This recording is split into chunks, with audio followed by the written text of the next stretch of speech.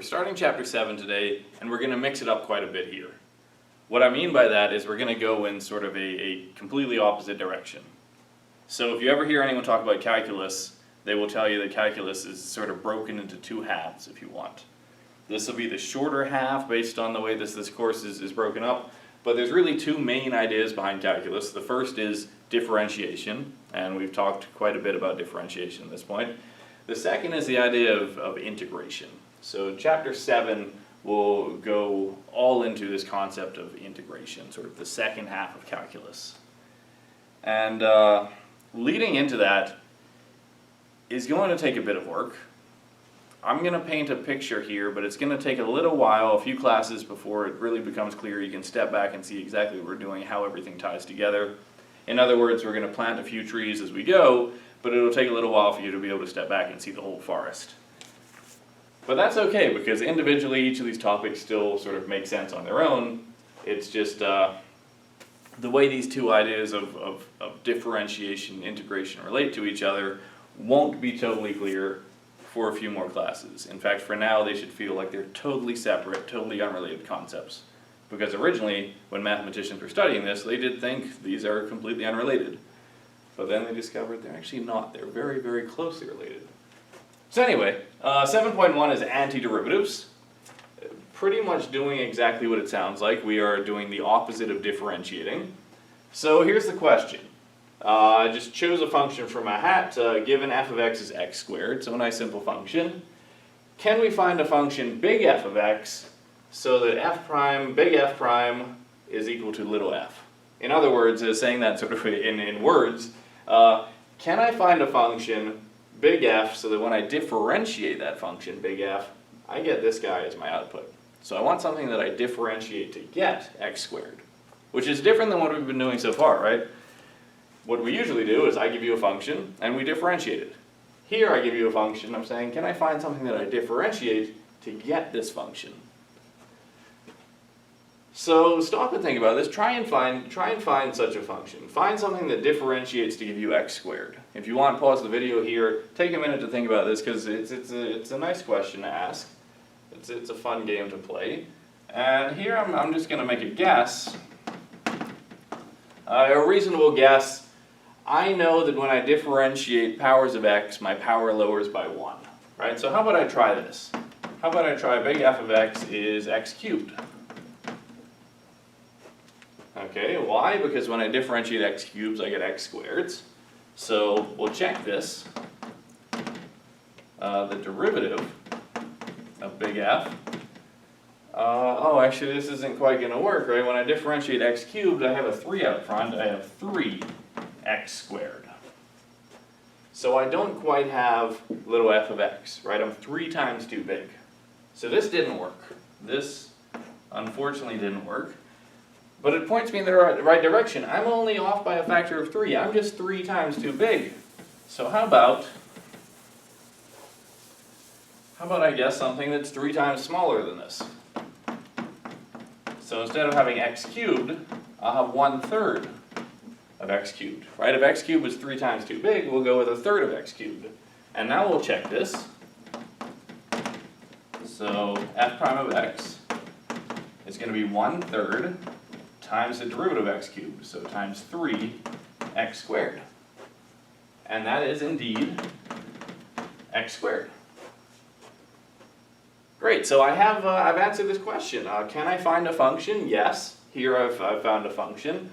1/3 x cubed is something that differentiates to give me x squared. So this worked. And we say, in this case, we say that big F of x, which is 1/3 x cubed. 1/3 x cubed is an antiderivative.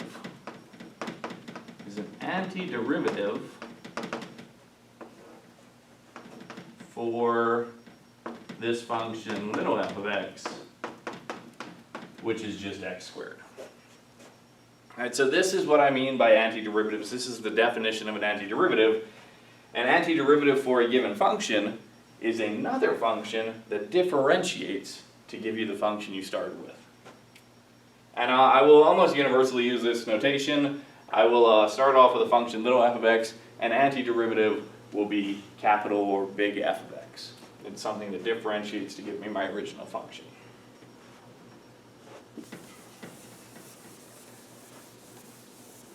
So the next question is, okay, I found an antiderivative. Are there any more? All right. Can you think of anything else that would differentiate to give me x squared? Are there any other antiderivatives? And the answer is yeah. How about this? How about doing 1/3 x cubed plus 1?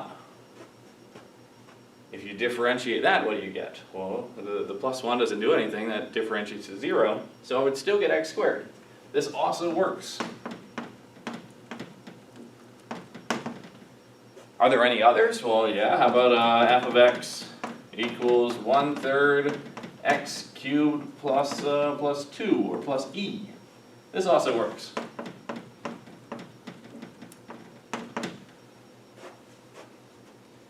So you'll notice what I'm doing here, right? I'm just choosing a plus constant. So in general, people write f of x equals 1/3 x cubed plus c, where c is any constant. C is any constant is also an antiderivative.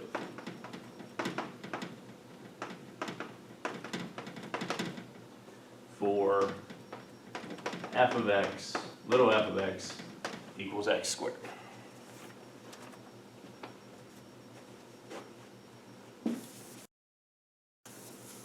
So we were trying to find other functions that differentiated to give us little f of x, which is x squared. My question is now, is this all of them? So new question, is this all of them?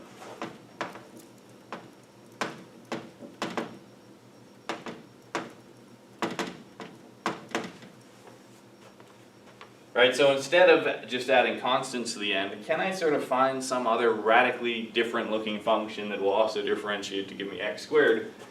And without getting into the mathematics behind this or proof of this or anything, the answer is in fact yes. So I'll sort of give you the general theorem here, or the fact. The fact is the following. If big F of x and big G of x are both antiderivatives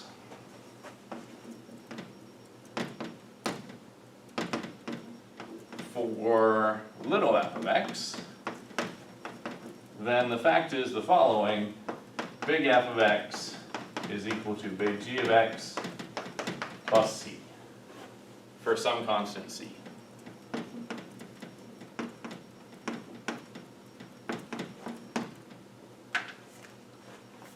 So this is nice, and I'll parse this because, again, this is sort of given in mathematical language, but it says if I have two different functions that are both antiderivatives for little f, meaning when I differentiate them I get little f as my output, then the only difference, maybe it's easier to think about this as with g of x moved to the other side, the difference between f and g is just a constant, right? Meaning they both are essentially the same function. They both look the same. They're both like 1/3 x cubed. The only difference between them is the constant that you tag onto the end.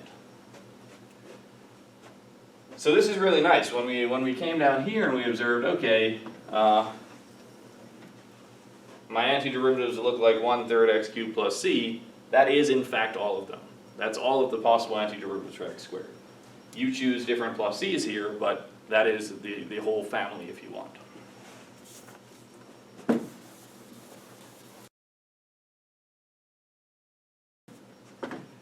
So I haven't told you what integration is yet, what integrals are, but it turns out, as we'll see down the road, that this process of integration, which we'll talk about next time, is somehow very closely related to antiderivatives. So closely related that people end up using the same notation. So we're going to fast track things a little bit here and just introduce this notation now and use it forevermore. So little bit of notation. Instead of using big F of x plus c to represent the, I'll call it the most general antiderivative for little f. It's general because I haven't specified what my plus c is yet. To represent the most general antiderivative for little f of x, we use what's called integral notation. And we'll talk about integrals over the next couple of classes, but not yet. We use integral notation. Okay, so here's integral notation.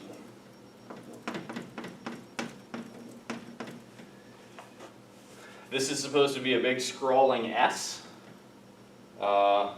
Big scrawling S, it's usually sort of very stretched out like this. There's my little f of x, and then a dx after it. And what this expression is equal to, this is, I'll talk more about how you read this in a second, but what that expression represents is just this. Big F of x plus c. Alright, so over here, we have the general antiderivative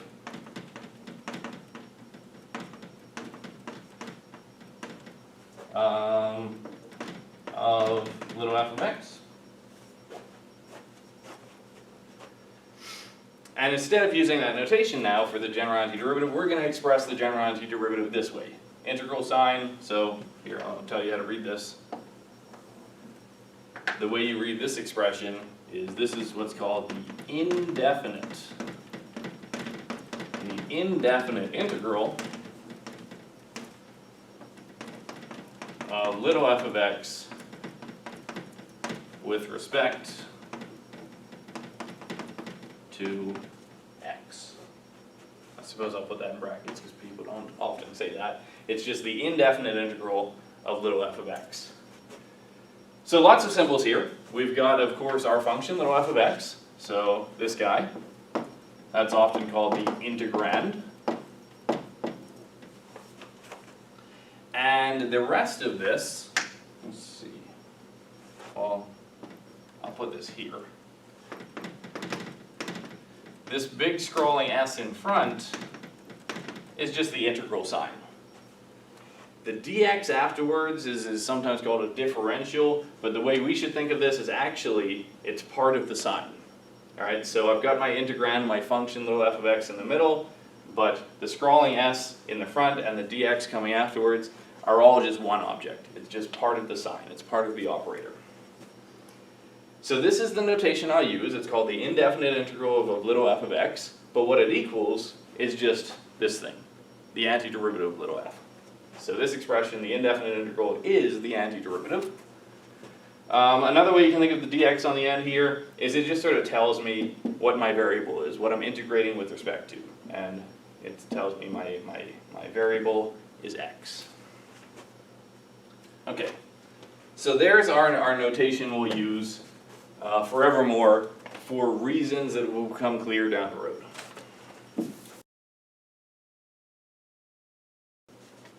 And I suppose I can make all that notation a little bit clearer with an example because we've already done one. So as we've seen, the way we denote what we just did with the antiderivative for x squared is we computed this expression. We found the indefinite integral of x squared. What does this equal? It equals the most general antiderivative for x squared. And we already found what that was, right? The antiderivative for x squared is 1/3 x cubed plus c. So the way you should read this is sort of our questions will look like this. So the question will come, what is the integral, or what is the indefinite integral of x squared? The answer is, I'm looking for a function that differentiates to give me x squared. In fact, the most general function, so with a plus c on the end. We'll do more examples in a second. But in order to do more examples, we need a few anti-differentiation or integration rules. So I will just tell you some known antiderivatives. Known antiderivatives. And here's one. And this is sort of going to proceed in the exact same way we did differentiation. Right? The way we started off with the computing derivatives, beyond the limit definition and all that, is I sort of started to tell you how to differentiate things like x to the n. Right? I gave you a formula for the derivative of x to the n was n times x to the n minus 1. Right? So how do you integrate or how do you anti-differentiate x to the n? Well, you would do the opposite. Right? It really is, it's the complete opposite. Differentiation, you multiply by n and then lower the power by 1. Anti-differentiation, you do the opposite. So the opposite of that is increase the power by 1 and then divide by it. And what else do I need? Remember, it's supposed to be the most general antiderivative, so I need the plus c. So there we have it. In general, we already did the n equals 2 case, we did x squared, but there's the formula for the most general antiderivative for x to the n. Raise the power by 1, divide by the new power. And I'll give you a few more. I can't tell you too many because this is usually a pretty hard process, but what I can do is take what we know about differentiation and reverse some of those things to get a few of these integrals. Oh, I should specify here that this works for all values of n except 1, except n equals -1. So number 2 will be the n equals -1 case. What is the n equals -1 case? If n is -1, I've got x to the minus 1, that's 1 over x.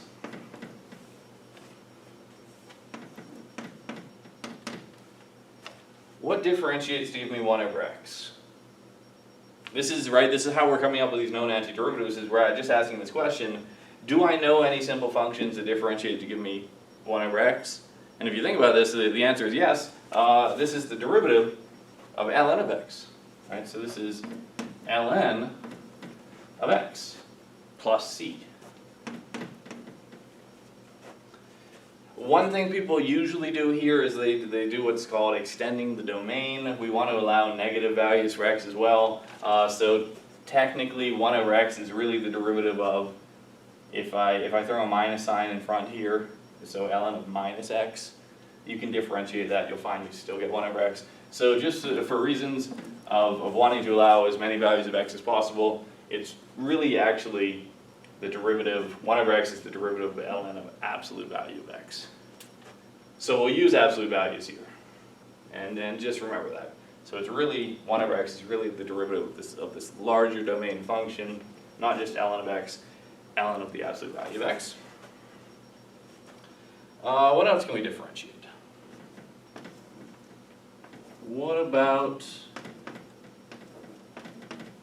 e to the x? Can you think of anything that differentiates to give e to the x? Yeah, that one's not hard, right? E to the x differentiates to give me e to the x. So an antiderivative for e to the x is e to the x plus c. We'll go a little bit trickier. Here's one we can do.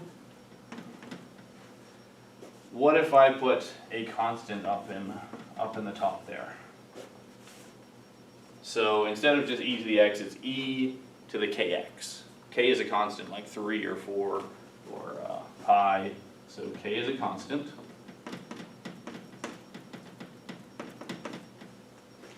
Antiderivative for this, well, if I differentiated it, what would I have? I'd have e to the kx times the derivative of the exponent times k. So if you think about sort of undoing that process and going in reverse, instead of multiplying by k, my antiderivative, I want to divide by k. So this is e to the kx over k plus c. Now I don't necessarily want to give you the impression that to find antiderivatives all you have to do is reverse differentiate. I mean, because that's often a hard process to do with our product rule, chain rule, and so on. But in this case, it really is, it's just the opposite. Instead of multiplying by k, we divide by k to get the antiderivative. And I'll give you a few more. I don't have too many.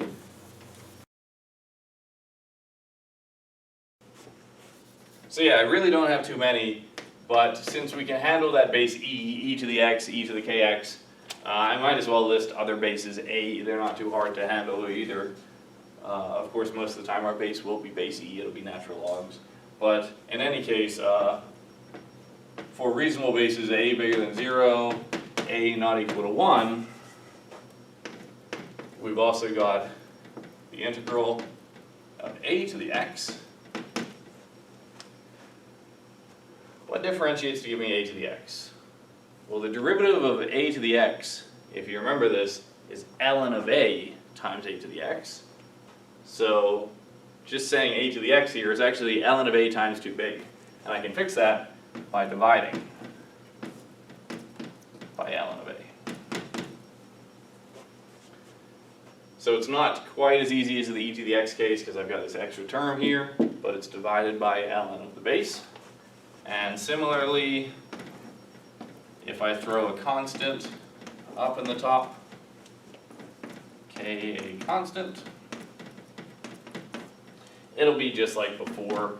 It's a to the kx divided by that constant k times ln of a plus c. We won't see this case too many times because again we prefer our base to be e if we can, but since we can compute these antiderivatives, this is sort of what we want to do in this section, is find antiderivatives for things. Since we can find these based on what we know about differentiation, we might as well observe that we know these, how to find antiderivatives for these functions.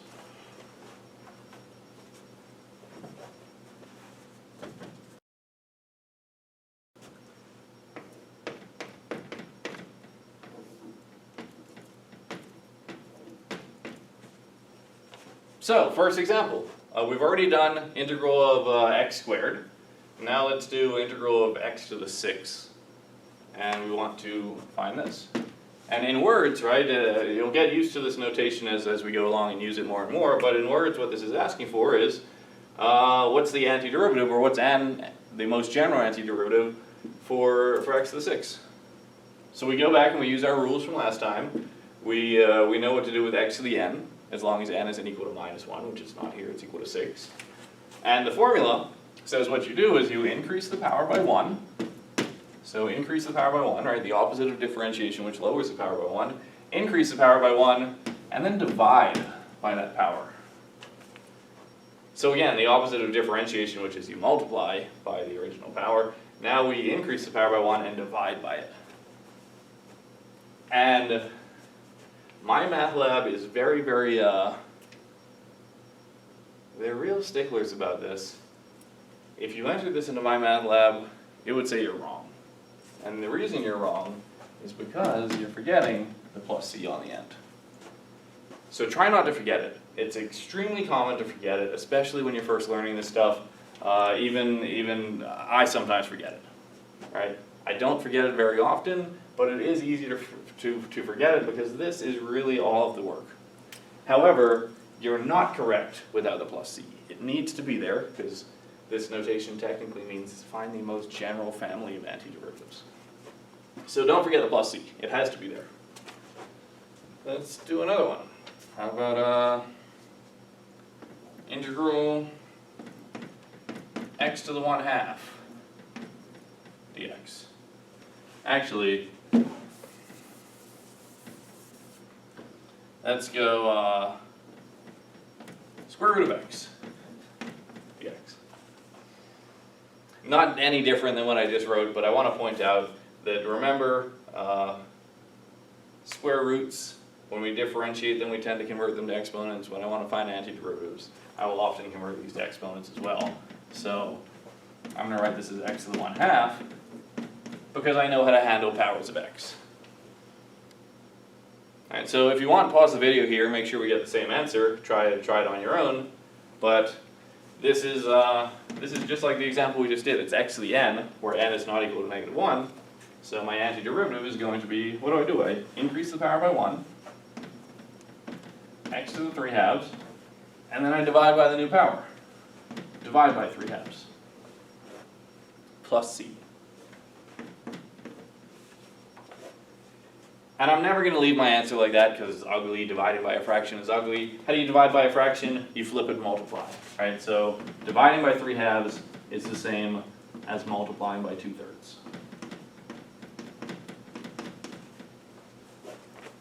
But there's our answer. There's what I claim is the most general antiderivative for square root of x. And I didn't do this on the first example, but I suppose we can do this now. Is the nice thing about these problems, the nice thing about any integration or anti-differentiation problem is you can always check your answer. You can always do this. If you have time, you can always check your answer. You can know 100% sure whether you're right or not. And what do I mean by that is I'm claiming this is an antiderivative for the square root of x. That means when I differentiate it, I should get the square root of x. So we'll take the derivative of this expression.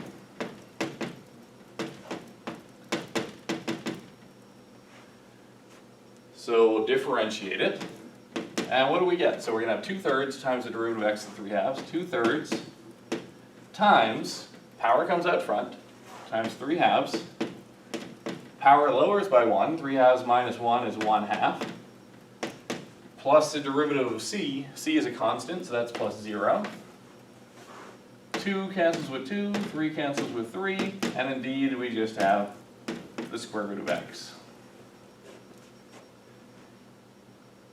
So this is one of the really nice things about these problems, is you can always check, you can always be 100% sure that your answer is correct just by taking your answer and differentiating it, and proving that it's actually an antiderivative of what we started with. The integral of 1 over x squared dx. Well, one of our rules told us how to handle 1 over x. What about this? Well, this is actually an x to the n just in disguise, right? 1 over x squared is really the integral of x to the minus 2 dx. And I can integrate x to any power that I want as long as I realize that the minus 1 power is special. But I can integrate x to the minus 2 just using the rule we just had, right? So how do I integrate this? Add 1 to the power. Minus 2 plus 1 is minus 1. And divide by the new power. Divide by minus 1. And don't forget the plus c. And this is in an ugly form. Dividing by minus 1 is the same as multiplying by minus 1, so it's really minus x to the minus 1, but that's just minus 1 over x plus c. And again, if you want, you can check it, differentiate it. I promise when you differentiate that, you will get 1 over x squared. And I'd like to do a few harder problems by introducing a few more rules. But before we do that, let's just do one more straightforward example. How about the integral of e to the 0.2 x dx? By the way, when you're writing these by hand, students often forget this too. They forget to put the dx on the end. To them, the integral sign is just, that tells me I want to integrate what comes after it. But the dx really should be there. Again, it's easy to forget, but it's technically, mathematically part of the integral sign. So if you want to sort of entrench good habits straight away, try to remember the dx on the end.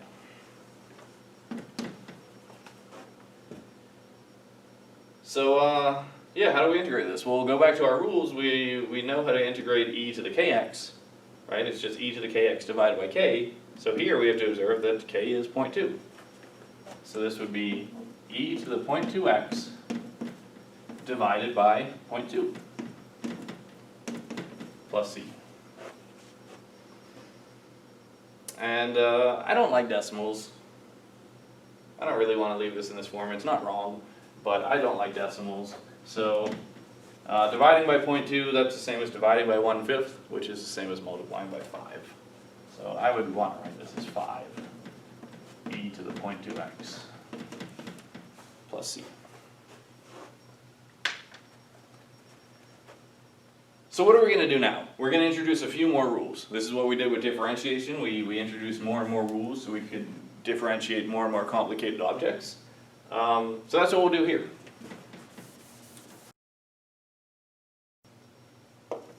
Alright, more rules for anti-differentiation.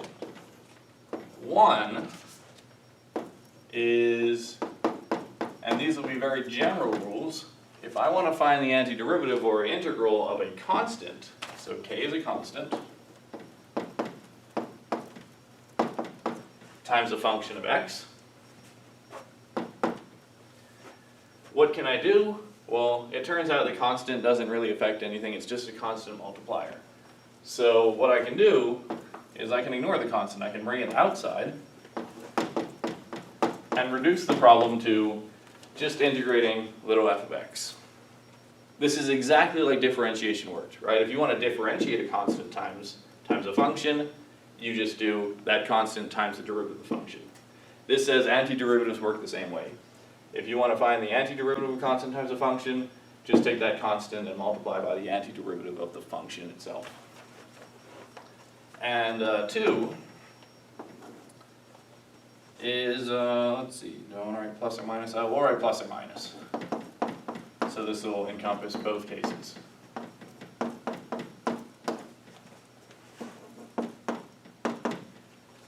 If I want to find the antiderivative of, forget about the minus for a second, just think about the plus case.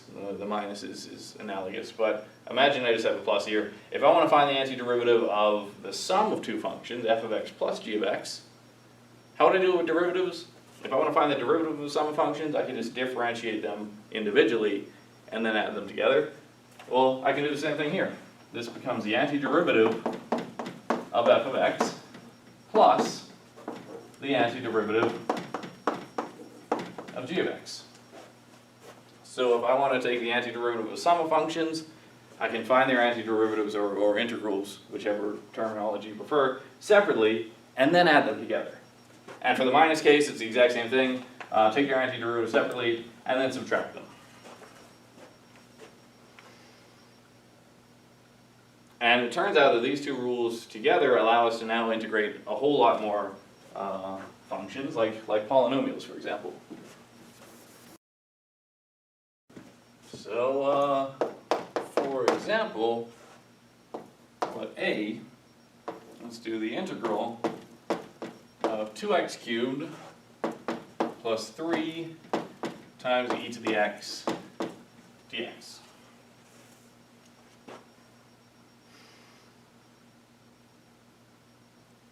So you look back at our list of antiderivatives, this is much more complicated than anything in that particular list, right? The list encompassed just x to the n and e to the x, basically. This is much more complicated, but using my last two rules, I can break this into simpler pieces, right? I can break this giant molecule down into these individual atoms in the following way. For starters, I have a sum, so I can think of this as the integral of just 2x cubed plus the integral of 3e to the x. And each of these are still more complicated than the list of known antiderivatives, but the only way they're more complicated is because I've got these constants out front that are multiplying them. And our last set of rules said constants aren't a big deal, you can just bring them outside. So this is twice the integral of x cubed dx. And this is 3 times the integral of e to the x. And now, each of these individual atoms that we've broken it down to, each of these integrals of simple functions are included in our list of things we can integrate. So now we can go ahead and integrate these. This is 2 times the integral of x cubed. This is the x to the n case, raise the power by 1, so x to the 4th, divide by the new power, divide by 4. And then it's technically plus c, but this one's going to introduce a plus c as well. Plus an unknown constant is really just an unknown constant at the end. So I'm not going to write the plus c yet. I'll do it over here. This is 3 times the integral of e to the x. Antiderivative of e to the x is just e to the x plus some unknown constant, c. And we're done. There's our integral. I will clean this up a little bit. 2 over 4 is 1/2. So that's 1/2 x to the 4th plus 3 e to the x plus any old unknown constant. And I won't do this, but again, I implore you, if you're ever sort of unsure of your work or anything, check it. Just differentiate this. Differentiate this, and I promise, in fact, we can do this in our head right now. Derivative of this would be 4 over 2 is 2 x cubed, 2x cubed, plus the derivative of 3 e to the x, derivative of 3 e to the x is just 3 times e to the x, 3 e to the x, plus the derivative constant is 0. So this does indeed work as an antiderivative.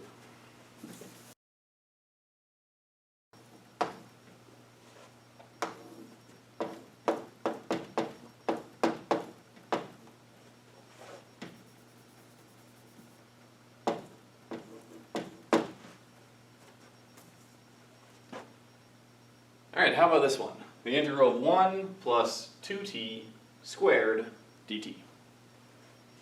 I want to point out notationally, I've changed this to a function of t, just changed my variable name, but that means at the end here I'm integrating with respect to t, so it's a dt, not a dx. So how do I find an antiderivative? Well, the rules we have to work with so far are very limited. Right? If I said differentiate this, you actually have lots of ways you could proceed. If you were to differentiate this expression, one is you could use the chain rule. This is the way I would go, is I would use the chain rule. I would think of this as 1 plus 2t plugged into a squaring function and use the chain rule on that. Another way you could proceed is think of this as 1 plus 2t times 1 plus 2t. Go ahead and use the product rule on that expression. But we don't have anti-product and anti-chain rules when it comes to integration. In fact, this little secret I'm going to let you in on right now is that this idea that the stuff we're doing, this anti-differentiation process, is very difficult. It's difficult in 2 ways. One, it's typically just harder to find antiderivatives for functions than it is to differentiate. And 2, if I give you an arbitrary function, quite often an antiderivative doesn't exist. And that's very unlike differentiation. If I give you a function, you can differentiate it. With all our rules we've learned, I give you a function, you find the derivative. If I were to write down an arbitrary function right now on the board, just something random off the top of my head, odds are no antiderivative exists. So in some sense, anti-differentiation or integration, again I keep using these 2 words interchangeably because they really mean the same thing.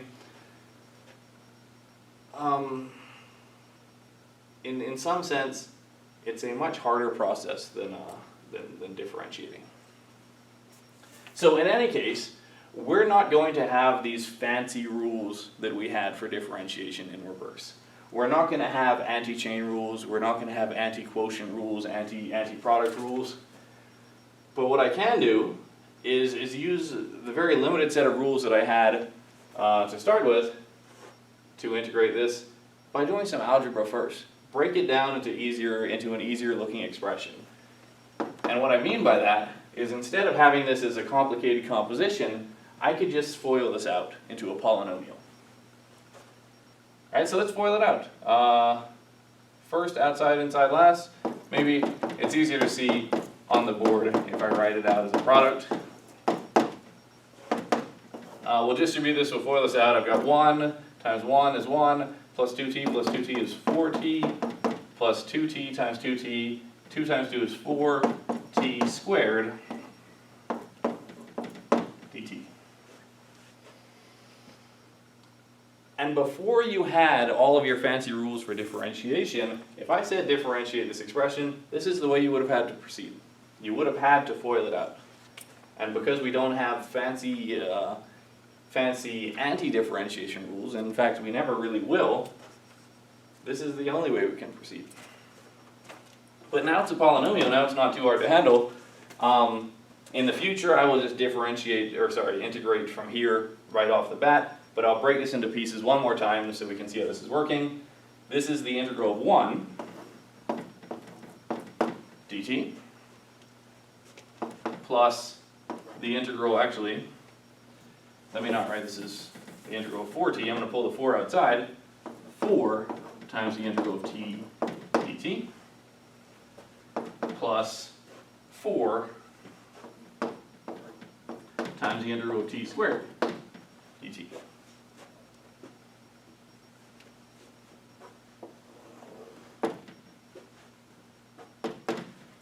So what's the integral of 1? What do you differentiate to get 1? This is one way you could think of it, is the derivative to, what do you differentiate to get 1? Well, it would be t, right? Another way you could think of this is 1 is just t to the 0. So formally using our rules, raise the power by 1 to get t to the 1, divided by 1. But in either case, antiderivative for 1 is just t, plus 4 times t to the 1, so increase the power to get t squared, divide by the new power, 2. And then last but not least, plus 4 times integral of t squared, raise the power by 1 to get t cubed, divide by the new power, 3.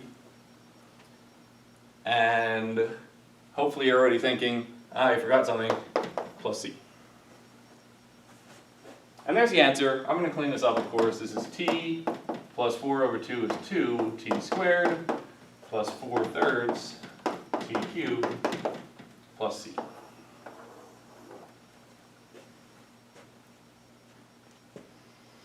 So when we finally got down to it, this wasn't a particularly difficult problem, but I went on a very long ramble there at the start about the fact that when we're anti-differentiating or integrating, again, choose your favorite word, we're not going to have fancy rules. We're not going to have fancy anti-chain rules, anti-product rules, anti-quotient rules. They don't exist. So before you integrate things, you want to do some algebra to make them as simple as possible first. You always want to, because we don't have fancy rules that allow us to handle compositions of expressions and so on.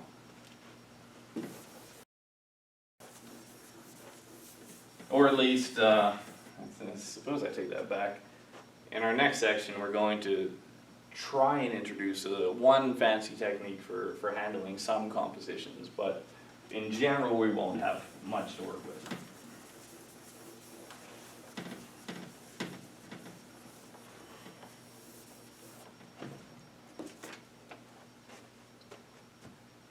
Alright, how about this one? Again, I'll just change the variable name. We'll go with u squared plus u to the 1/2 over u du. So what do I have? I have a quotient.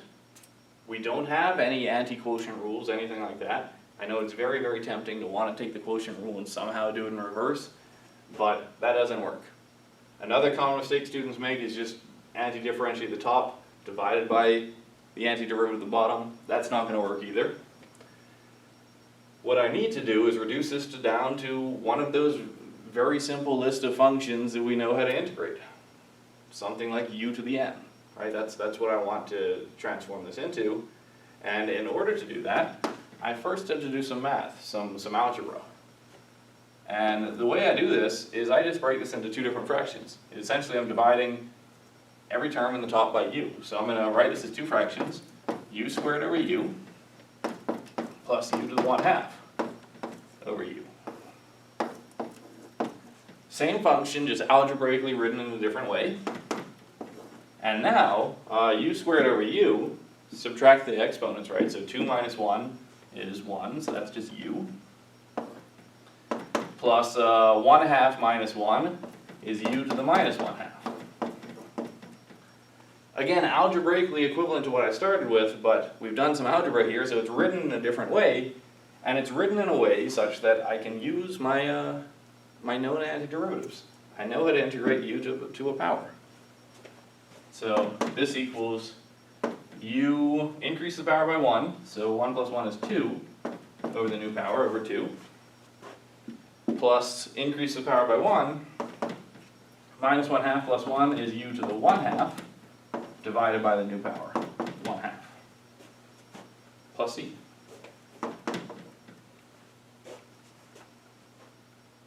And I thought I would be done on this line, but I really want to clean this up, so I'll just do one more thing. And since I'm out of space, I'll have to bring it up here. But I'll write this as 1/2 in front. I like the 1/2 in front rather than u squared over 2. So this is 1/2 u squared. Dividing by 1/2, you divide by fractions by flipping them, taking the reciprocal and multiplying. So the reciprocal is just 2. So this is plus 2 times u to the 1/2 plus c. Stylistically there, I chose to leave it as u to the 1/2 instead of square root of u because we started off with an exponent. If this had started off as square root of u, I probably would have gone back to square roots.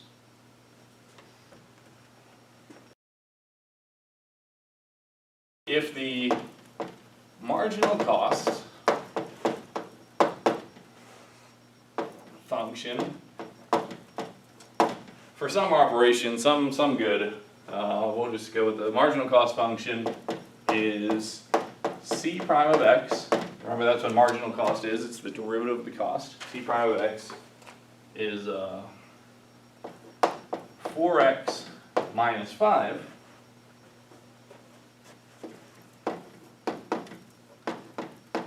And the fixed cost is $8.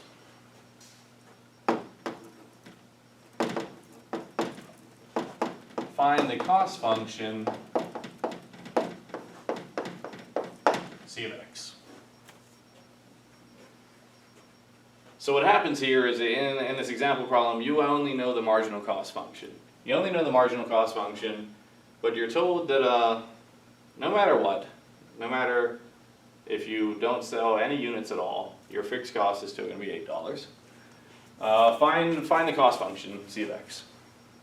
So what does that mean? That means this is an antiderivative problem, right? I know the derivative of c, I want c, so I want to antidifferentiate it. So c of x is going to be, there's one extra step in this process, but I'll point out when we get there, is the antiderivative of the integral of c prime of x. Right, so that's the integral of 4x minus 5. And we just did a whole bunch of integrals like this, right? We just did a whole bunch of integrals. It's the integral of a polynomial. Like I said, I'm no longer going to break these up. We'll just sort of do these on the fly. What is this? It's going to be 4 times the integral of x. So it's 4 times the integral of x is x squared, right? Raise the power by 1. Divide by the new power. So x squared over 2. Minus 5 times the integral of 1 if you want, right? 5 times x is 0. That's 5x.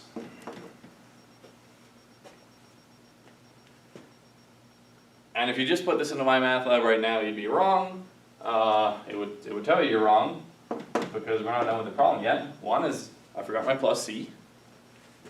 But if you put that into my math lab, you'd still be wrong because my cost function is an actual function, right? It's not some arbitrary plus c here. My cost function was an actual function. I need to tell you what the exact cost function is, not plus some arbitrary constant.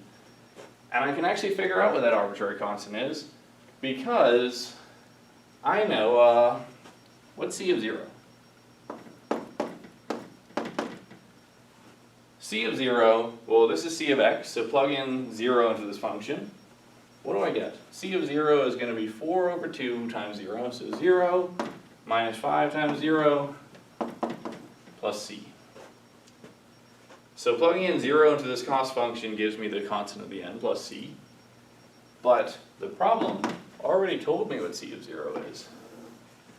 It told me if I don't sell any goods at all, I still have this fixed cost of $8. So c of 0 must equal 8. What does that mean? That means I know what this plus c is in this case, right? Up till here, if I'm just looking for an arbitrary antiderivative of c prime, there's an arbitrary antiderivative. But I was given a little bit more information. I was told that the antiderivative I'm looking for matches the case where I have a fixed cost of $8, meaning when I plug in 0, my output must be 8. And the only way this output is going to be 8 when x is 0 is if c is 8. So our actual answer, the cost function, is 4 over 2, I'll simplify it now, 4 over 2 is 2, x squared minus 5x plus 8.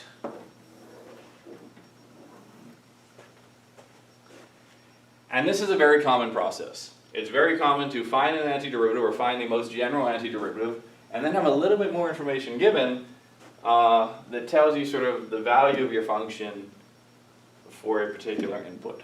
And using that bit of information, you can figure out what this arbitrary constant actually needs to be to make that happen. In this case, c needed to be 8. So we'll do just one more.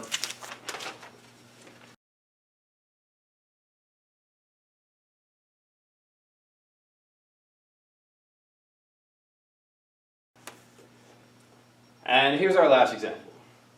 We have a marginal revenue function. We're told the marginal revenue is, yeah, I copied this correctly. Marginal revenue is this function, 500 minus 0.15 square root of x. And I've called the marginal revenue function because it is, of course, the derivative of revenue. I just called it r prime.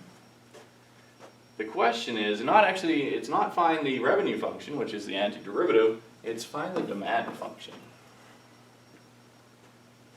So you might have to stop and think about this for a second, but demand is very closely related to revenue. If I know revenue, I can find the demand. So the first thing we're going to do is find the revenue function. So what's r of x? Well, r of x should be antiderivative of r prime. So this would be the integral of 500 minus 0.15, and again, I work better with powers of x, so square root of x, I'm going to write this as x to the 1/2 dx. So we'll integrate this. Integral of 500 is 500x, right? 500 times the integral of 1 if you want, so 500 times x, minus 0.15 times the integral of x to the 1/2, raise the power by 1, so x to the 3/2, and then divided by 3/2. But we're going to end up with dividing by fractions so often that I'm just going to start doing this on the fly too. Dividing by 3/2 is the same as multiplying by 2/3. So divide by 3/2, same as multiply by 2/3. Plus c. And I'll clean this up a little bit. 500x minus 0.15 times 2 is 0.3, divided by 3 is 0.1. So 0.1 x to the 3/2 plus c. So here's my revenue function as best as I have it so far.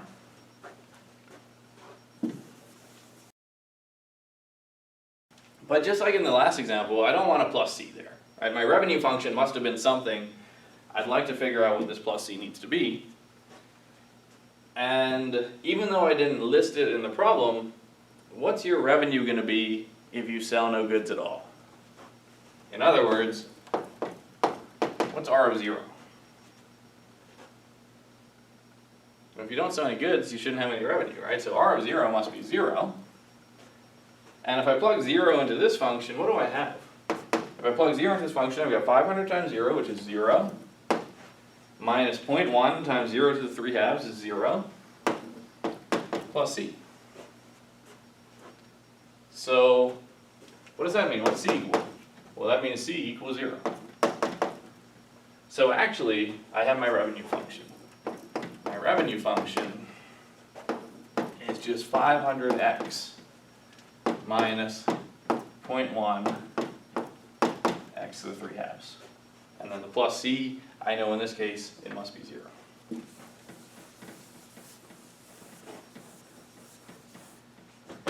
The question wasn't find the revenue function. The question was find demand. So going to do one more thing here. I'm going to factor out x. So my revenue is actually x times 500 minus 0.1 times, if I pull an x out of this, pull 1 power out of 3 halves, it leaves me with 1 half. So there's my revenue function. And I want to remind you that revenue is p cubed. Right? That's what revenue is. It's really it's p times q. So there's p. Here's q. That's my demand function, right? That's what q represents. So my demand is this part, 500 minus 0.1 square root of x. So as promised, demand is very, very closely related to revenue.